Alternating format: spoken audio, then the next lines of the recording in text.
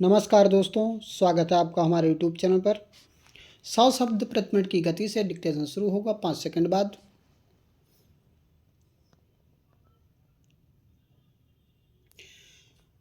Start. उपसभापति महोदया, मैं आज इस वित्त विधेयक का समर्थन करने के लिए खड़ा हुआ हूँ। माननीय वित्त मंत्री ने इस सदन के सामने जो विधेयक प्रस्तुत किया है, मैं उसका समर्थन करता हूँ। इस विधेयक में बहुत सारी बातें हमारे दल की ओर से और विरोधी दल की ओर से कही गई हैं। मैंने उन बातों को ध्यानपूर्वक सुना और उस पर गौर किया। जहाँ तक देश की अर्थव्यवस्था को सुधारने का प्रश्न है, मैं समझता हूँ कि काफ़ी मात्रा में इसमें गुंजाइश है। माननीय वित्त मंत्री जी ने बहुत सोच समझकर विधेयक को प्रस्तुत किया है और देश की अर्थव्यवस्था को सुधारने के लिए जो कुछ भी संभव प्रयत्न हो सकते थे, वे उन्होंने अपने साधनों को देखते हुए किए हैं। इस बात के लिए मैं उन्हें तहे दिल से बधाई देता हूँ। महोदया, पूर्वी उत्तर प्रदेश के लिए मैं एक बात आपके द्वारा माननीय वित्त मंत्री जी से निवेदन करना चाहता हूँ, और वह यह है कि वहाँ के ज़्यादातर लोग खेती करने वाले हैं, खेतिहर मजदूर हैं और वहाँ पर कोई उद्योग नहीं है। एकाध उद्योग जो छोटा मोटा चल रहा है, उससे वहाँ की समस्या हल होने वाली नहीं है। इसलिए मैं आपके द्वारा उनसे यह निवेदन करना चाहता हूँ कि पूर्वी उत्तर प्रदेश के लिए वे अधिक उद्योगों की व्यवस्था करें तो अति उत्तम होगा। इसके साथ ही साथ मैं यह भी निवेदन करना चाहता हूँ कि बृहत गंडक योजना जो केंद्र द्वारा संचालित हो रही है, अगर उसमें बिजली उत्पादन करने का काम जल्दी से किया जाएगा तो मैं समझता हूँ वहाँ पर ज़्यादा उद्योग पनप सकते हैं। पूर्वी उत्तर प्रदेश में चीनी की मिलें बहुत अधिक हैं और वहाँ का किसान गन्ना ही अधिक पैदा करता है और उस गन्ने को ले जा कर के वह चीनी मिलों को देता है। लेकिन मैं इस संबंध में यह ध्यान दिलाना चाहता हूँ कि जिस गन्ने को किसान साल भर मेहनत करके पैदा करता है, कभी कभी ऐसा होता है कि मई जून तक उसको गिराने की नौबत नहीं मिल पाती है। इससे वह बेचारा बहुत परेशान हो जाता है। इसका नतीजा यह होता है कि उसकी 2-3 फसलें मारी जाती हैं।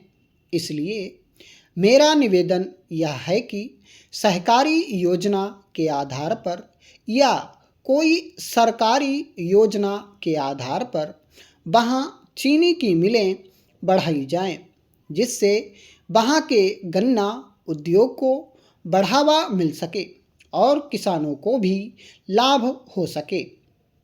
महोदया, एक बात सोने पर कंट्रोल के बारे में भी निवेदन करना चाहता हूँ, और वह यह है कि जहाँ तक इसकी व्यावहारिकता का प्रश्न है, उसको देखते हुए मेरी समझ में अब इसकी आवश्यकता नहीं रह गई है। जो सुनार हैं, उनके परिवारों के लिए उन्हें पुनः स्थापित करने के लिए, उनके पुनर्वास के लिए हम तरह तरह के कार्य कर रहे हैं। उनके लिए हम पेंशन की व्यवस्था कर रहे हैं और इसी तरह से कई अन्य कार्य उनके लिए करते रहेंगे। सभापति महोदया, सन 1980 से 81 के लिए माननीय वाणिज्य मंत्री जी ने जो अनुदान की मांगें सदन के सामने स्वीकृति के लिए रखी हैं, मैं उनका समर्थन करते हुए कुछ समस्याएं आपके द्वारा सदन के सामने रखने की कोशिश करता हूं। सन 1980 से 81 के इस मंत्रालय के कार्यकलापों की जो समीक्षा की गई है, उससे पता चलता है कि निर्यात में जो वृद्धि हुई है उससे कई गुना ज़्यादा बढ़ोतरी आयात में हुई है। सभापति महोदया, इस माननीय सदन में राष्ट्रपति महोदय के अभिभाषण के ऊपर जो धन्यवाद प्रस्ताव हमारे माननीय सदस्य श्री गाडगिल साहब ने सदन में रखा है, मैं उसका समर्थन करने के लिए खड़ा हुआ हूँ।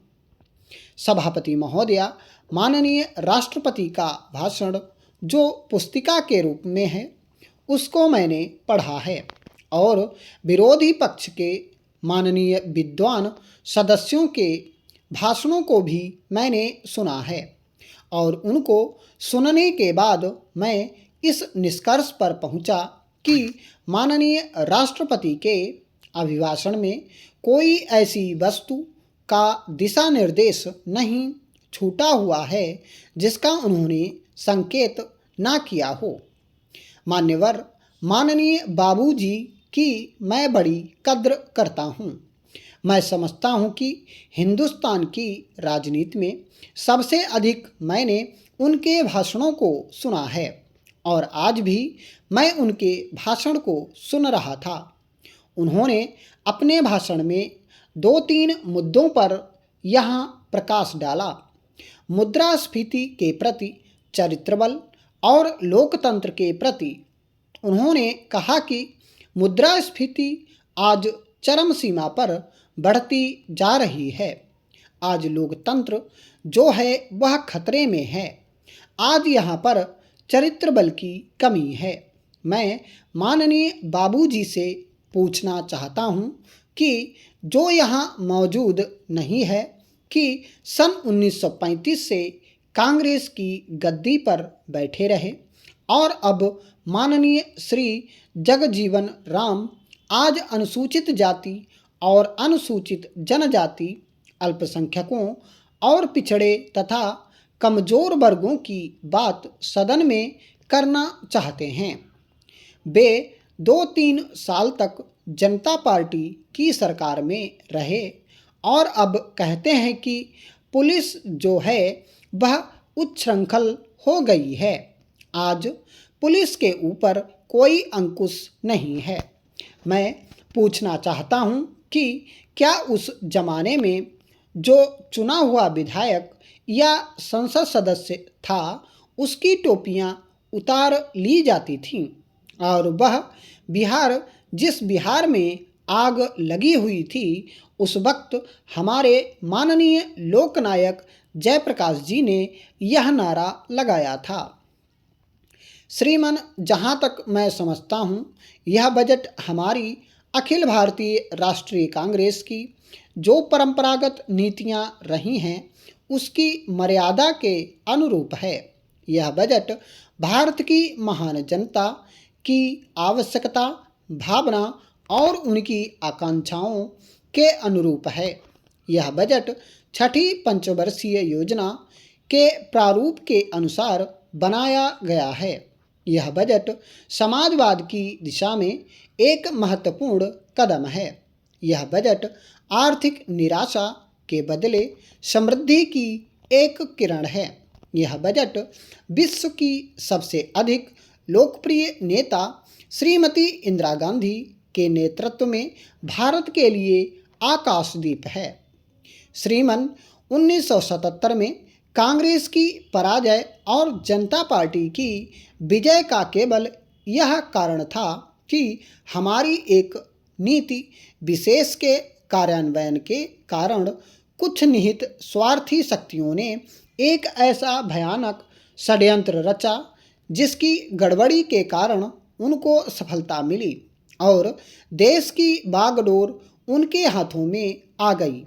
जनता पार्टी के स्वार्थपूर्ण, यथास्थितिवादी, प्रतिक्रियावादी और अदूरदर्शिता की नीति के कारण भारत का राजनीतिक, सामाजिक और आर्थिक स्वरूप नष्ट हो गया। स्टॉप।